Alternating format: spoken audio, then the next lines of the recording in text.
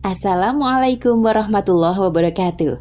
Ensiklopedia Al-Fatih kembali ke hadapan Anda untuk berbagi info Islami. Semoga menginspirasi aktivitas Anda hari ini. Dan jangan lupa klik tombol subscribe dan aktifkan notifikasi tombol lonceng agar tidak tertinggal berita terbaru dari Ensiklopedia Al-Fatih.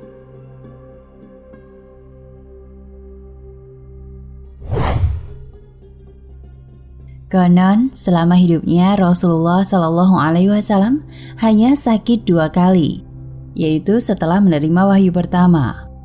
Ketika itu beliau mengalami demam hebat, kemudian sewaktu menjelang beliau wafat. Saat itu beliau mengalami sakit yang sangat parah, hingga akhirnya meninggal dunia. Hal ini memperjelas gambaran bahwa beliau memiliki fisik sehat dan daya tahan luar biasa. Padahal kondisi alam Jazirah Arabia waktu itu terbilang keras, tandus, dan kurang bersahabat. Maka siapapun yang mampu bertahan puluhan tahun dalam kondisi tersebut, plus berpuluh kali mesti menghadapi peperangan yang dijalaninya, pastilah memiliki daya tahan tubuh yang sangat luar biasa. Mengapa Rasulullah jarang sakit?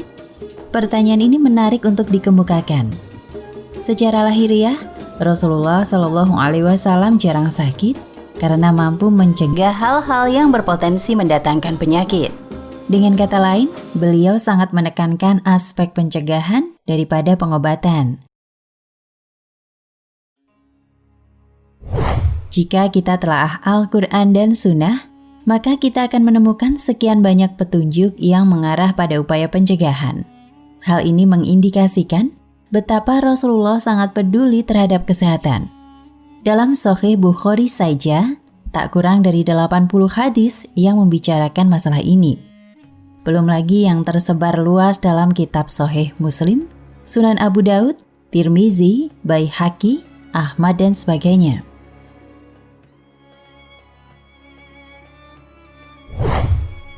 Bagaimana cara Rasulullah menjaga kesehatan? Ada beberapa kebiasaan positif yang membuat Rasulullah Shallallahu Alaihi Wasallam selalu tampil fit dan jarang sakit. Di antaranya, pertama, selektif terhadap makanan. Tidak ada makanan yang masuk ke mulut beliau kecuali makanan tersebut memenuhi syarat halal dan thayyib atau baik. Halal berkaitan dengan urusan akhirat, yaitu halal cara mendapatkannya dan halal barangnya. Sedangkan thayyib berkaitan dengan urusan duniawi, seperti baik tidaknya atau bergizi tidaknya makanan yang dikonsumsi. Salah satu makanan kegemaran Rasul adalah madu. Beliau biasa meminum madu yang dicampur air untuk membersihkan air liur dan pencernaan. Rasulullah bersabda, "Hendaknya kalian menggunakan 2 macam obat, yaitu madu dan Al-Quran." Hadis riwayat Ibnu Majah dan Hakim.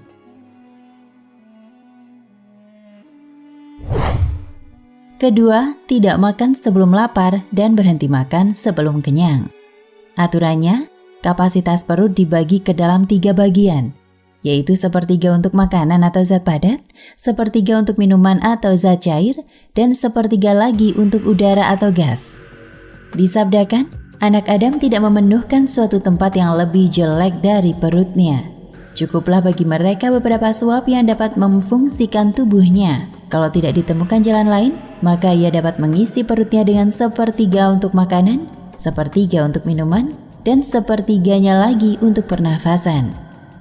Hadis riwayat Ibnu Majah dan Ibnu Hibban.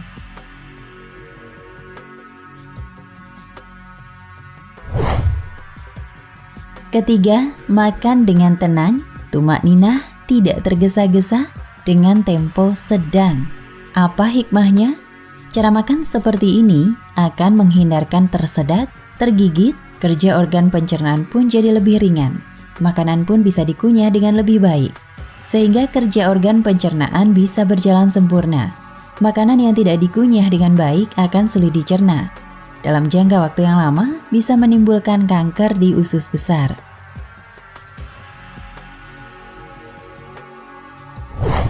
Keempat, cepat tidur dan cepat bangun. Beliau tidur di awal malam dan bangun pada pertengahan malam kedua.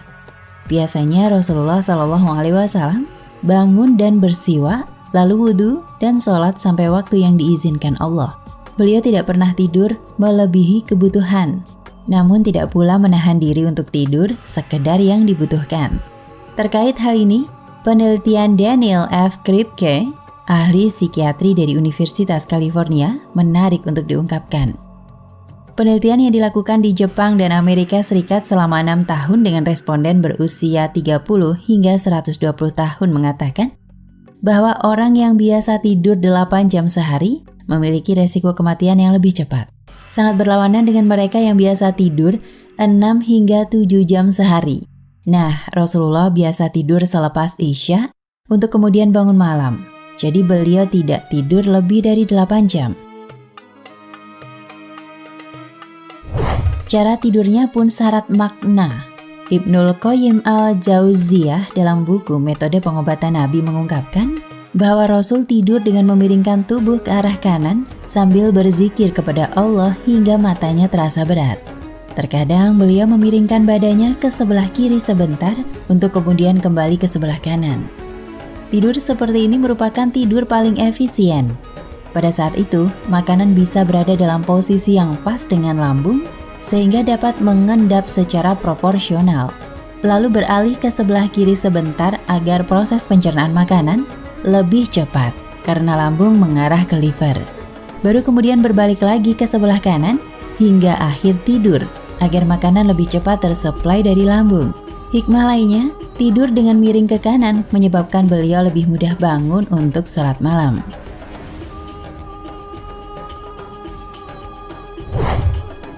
Kelima, istiqomah melakukan puasa sunnah di luar puasa Ramadan.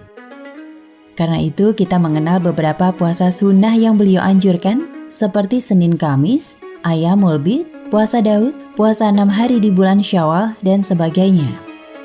Puasa adalah perisai terhadap berbagai macam penyakit jasmani maupun rohani. Pengaruhnya dalam menjaga kesehatan, melebur berbagai ampas makanan, menahan diri dari makanan berbahaya sangat luar biasa. Selain itu, puasa menjadi obat penenang bagi stamina dan organ tubuh, sehingga energinya tetap terjaga. Puasa juga sangat ampuh untuk detoksifikasi atau pembersihan racun yang sifatnya total dan menyeluruh. Selain 5 cara hidup sehat ini, masih banyak kebiasaan Rasulullah SAW yang layak kita teladani. Di antaranya adalah cara bersuci, cara memanjakan mata, keutamaan berkhitan, keutamaan senyum, dan sebagainya. Yang tak kalah penting dari ikhtiar lahir, Rasulullah sangat mantap dalam ibadah ritualnya, khususnya dalam sholat. Beliau pun memiliki keterampilan paripurna dalam mengelola emosi, pikiran, dan hati. Penelitian-penelitian terkini dalam bidang kesehatan membuktikan bahwa kemampuan dalam mengelola hati, pikiran, dan perasaan, serta ketersambungan yang intens dengan zat yang maha tinggi akan menentukan kualitas kesehatan seseorang, jasmani maupun rohani.